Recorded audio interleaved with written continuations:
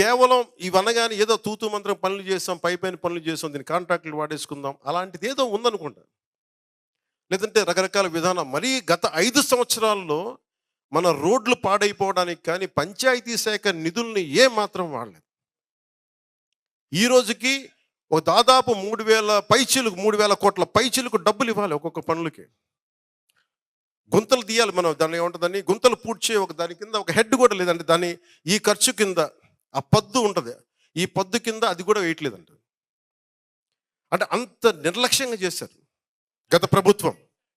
అంత అంత అడ్డగోలుగా నిర్లక్ష్యం.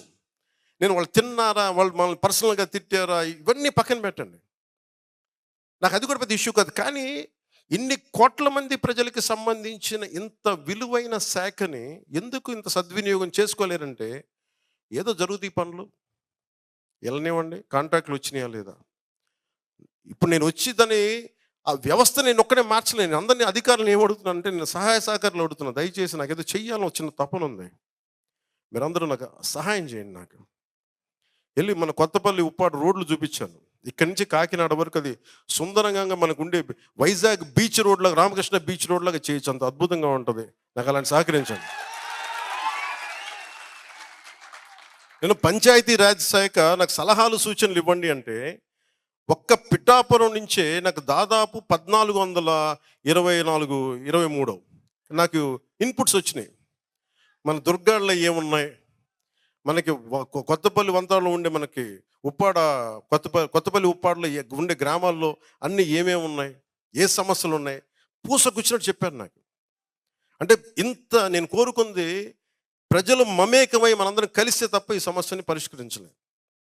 నేను మీకు మాటిస్తున్నాను, గతంలో ఇప్పుడు దాకా పంచాయతీరాజ్ శాఖ ఎలా చేసిందో తెలియదు, కానీ నేను నడిపే పంచాయతీరాజ్ శాఖ చాలా చాలా బలంగా పనిచేసేలా బాధ్యత నేను తీసుకుంటాను. ఎన్విరాన్మెంట్, పర్యావరణం, పొల్యూషను, అడవి ఇవి కూడా ఎందుకు తీసుకున్నానంటే, మన ఉదాహరణకి నగర వనాలను ఉంటాయి, నగర వనాలను అభివృద్ధి చేసుకోవచ్చు, బోల్డంత సెంట్రల్ స్కీమ్స్ ఉన్నాయి. అలాగే యువతకి కావాల్సిన స్కిల్ డెవలప్మెంట్ కానీ ఈరోజు నేను అడిగితే ప్రతిసారి పాపం ఇందాక కూడా వచ్చినప్పుడు మా కూర్చోబెట్టి మా టెంపరీ ఉద్యోగాలు అయిపోయినాయి. ఈ సేవా కేంద్రాలు కానీ ప్రభుత్వం మారినప్పుడల్లా క్షేత్రస్థాయి ఈ నరేగా తాలూకు క్షేత్రస్థాయికి మనకి అసిస్టెంట్స్ అందరినీ తీసేస్తారు ప్రతిసారి వచ్చి. నాకేమనిపించిందంటే, ప్రతిసారి ప్రభుత్వం మీద ఆధారపడలేము ఉద్యోగాలకి, కానీ పెట్టుబడులు పెట్టే స్థాయిలో మనకి పెట్టుబడులు ఇక్కడ పెట్టుబడిదారులు రావాలి ఇక్కడ మనకి. సో ఆ దిశగా నేను ఆలోచిస్తున్నాను. అందుకని కేవలం ప్రభుత్వ ఉద్యోగాలని కాకుండా ప్రైవేటు వ్యక్తులు వచ్చి సంపాదన పెంచేలాగా, మనకి ఒక ఉద్యోగానికి 3-4 ఉద్యోగ అవకాశాలు వచ్చేలాగా అలా ఉండాలి అంటే, చాలా త్రికరణ శుద్ధిగా మనస వాచ కర్మ పనిచేసే నాయకుల సమూహం కావాలి. ఈ రోజున నేను ప్రతిసారి సభలో కూడా చెప్పాను, ఒక దేశానికి ఒక దేహానికి ఒక రక్తనాళం సరిపోదు, ఒక దేశానికి ఒక నది సరిపోదు అన్నట్టుగా ఈరోజు మన ఆంధ్ర రాష్ట్రానికి, ఆంధ్ర రాజ్యానికి చాలామంది నాయకులు అవసరం వచ్చింది. ఈ రోజున ఒకళ్ళు సరిపోరు. ఈ రోజున ఎవరి స్థాయిల్లో వాళ్ళు. ఈ రోజున మొట్టమొదటిసారి ఫస్ట్కి మనం అన్ని పెన్షన్లు ఇచ్చామంటే, ఎక్కడ మీరు 6,000 చూడండి, ఎక్కడ 5,000, ఎక్కడ 6,000 చూడండి. ఈ రోజున నిస్సాయంగా అడిపి మనకు దివ్యాంగుల దానికి 15,000 కదమ్మా ఆ రోజున. ఆవిడ అడిగింది 10,000 ఆ రోజున. 10,000 ఇస్తే బాగుంటుందన్న, కానీ ఈరోజు 15,000 ఇవ్వగలిగాం. ఇది సాధ్యపడింది అంటే, ఓకే నాలాంటి వాడు వచ్చి ముఖ్యమంత్రి అయినా కానీ అనుభవం లేని కాడికి చాలా సమయం తీసుకోవచ్చేమో, జరుగుతులేదో నాకు తెలియదు. కానీ నేను ఏ నిర్ణయం తీసుకున్నా, ఆ రోజు 21 సీట్లు తీసుకున్నా, 24 అనుకున్నా, 30 ఏదన్నా అనుకున్నా, నా అంతిమ లక్ష్యం ప్రజలు బాగుండాలనే తప్ప నా అనేది నాకు లేదు, మన అనే ఉంటుంది. వీళ్ళందరికీ చాలామందికి అర్థం కాదు, చంద్రబాబు గారిని ఎందుకు వెనకేసుకొస్తాం అంటే, ఒకరి అనుభవాన్ని మనం ఎలా వాడుకోవాలి.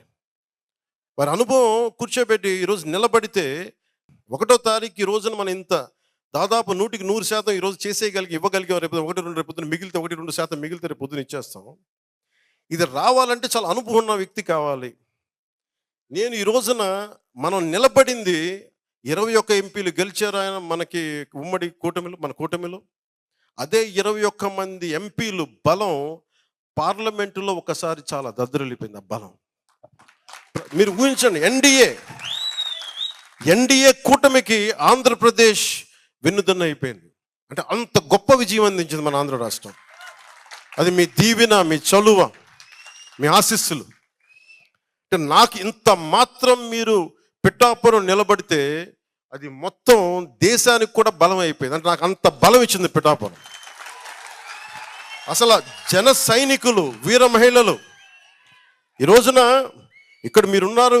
అసలు నాకు ఎక్కడెక్కడి నుంచో దేశ విదేశాల నుంచి వచ్చి ₹1,00,000 ఖర్చు పెట్టుకొని మరి వచ్చి ఓట్లేసి ఎంతమంది, ఒకళ్ళైతే నాకు పాపం ప్రాణాలు కూడా కోల్పోయారు. నాకు ఈ రోజుకి బాధగా ఉంటుంది. అంటే ఏమిస్తే రుణం తీర్చుకుంటాం? నాకు నిజంగా నాకు ఈ పదవి నేను అలంకరించింది నాకు బాధ్యతను పెంచింది, కానీ నాకు నిజంగా ఆనందాన్ని ఇచ్చేది కాదు. బాధ్యతను పెంచింది. భయం ఉంది నాకు. భయం ఇచ్చింది, నాకు బాధ్యతను పెంచింది. సో నేను కోరుకునేది కూడా ప్రతిసారి ఇంత ఇచ్చిన బాధ్యత నా భుజస్కంధాల మీద పెట్టిన ఈ బాధ్యతను ఎలా నేను ముందుకు తీసుకెళ్ళాలి? భగవంతుడిని, పురోహితిగా అమ్మవారిని కూడా అదే వేడుకున్న, తల్లి నాకు ఆ శక్తినివ్వు, నాకు జనానికి ప్రజలకి సేవ చేసే శక్తినివ్వు, నాకు సరైన మనస్సునివ్వు. రోజు ఒక నిర్ణయాలు తీసుకోవాలి. ఆ నిర్ణయాల్లో ఒక సరైన మనసు వచ్చేలాగా నాకు ఆ శక్తినివ్వు తల్లి. ఇదే నేను కోరుకుంటా ఉన్నా. సో నేను ఏమి చేసినా మీరందరూ బాగుండాలని చేస్తాను. అసలు నాకు నిజంగా కన్నీళ్ళు వచ్చినాయి మీరు పడ్డ కష్టం. ఎన్ని రాత్రులు అసలు ఒక్కొక్క చోటకి వెళ్తే ఒక్కొక్క కథలు. నాకు ఒక్కొక్క ఊరికి వెళ్తే మేము ఎక్కడో ఆస్ట్రేలియా నుంచి వచ్చి ఒక 6 మంది తిరుగుతూ ఉంటే ఒక అతను వచ్చి బజ్జీలు ఇచ్చేవాడు. ఒక గంపటి బజ్జీలు. దేనికంటే జనసేనకి ఇది నా కాంట్రిబ్యూషన్, మీరు అందరూ పని చేస్తారు రోజు. అట్లాగా ఎంత సంపాదిస్తారు ఆయన? ఒక చిన్న బజ్జీలు కొట్టుకు పెట్టుకుని ఆయన ఎంత సంపాదించగలరు? కానీ ఎంత ప్రేమ ఉంది అంటే, నా సంపాదన కొంత మీకు ఇవ్వాలి, ఎందుకు మీరు కష్టపడుతున్నారు మీరు అందరూ అని చెప్పి ఇచ్చారు. నాకు అట్లాగే చిన్న చిన్న పనులు చేసుకునేవాళ్ళు. నాకు కదిలిపోయాను నేను ఆ ప్రేమకి. నేను అలాంటి ప్రేమకి నేను రుణగ్రస్తుడిని. నేను చాలా చాలా చాలా రుణగ్రస్తుడు. ఎంత కదిలిపోయానో నేను. అట్లా ఒక్కొక్కళ్ళు ఆడపడుచులు ఎండ వెనక తిరిగి మలమలమలాడిపోయి ఎండలో తిరుగుతా, ఎండలో మాడిపోతా, 50 డిగ్రీలు 47 డిగ్రీలు ఎండలో మాడిపోతా క్యాంపెయినింగ్ చేస్తే నాకు ఏమిచ్చి నేను రుణం తీర్చుకోగలను? నాకు విజయం నా కోసం కాదు. నేను అనుకున్న ఒక ఆశయం కోసం మీరందరూ చెయ్యూత కలిపినందుకు మీ అందరికీ ఎన్నిసార్లు శిరస్సు వంచి నమస్కరించినా నా కృతజ్ఞత సరిపోవట్లేదు. నేను ఏమి చేయగలను దీనికి అంటే,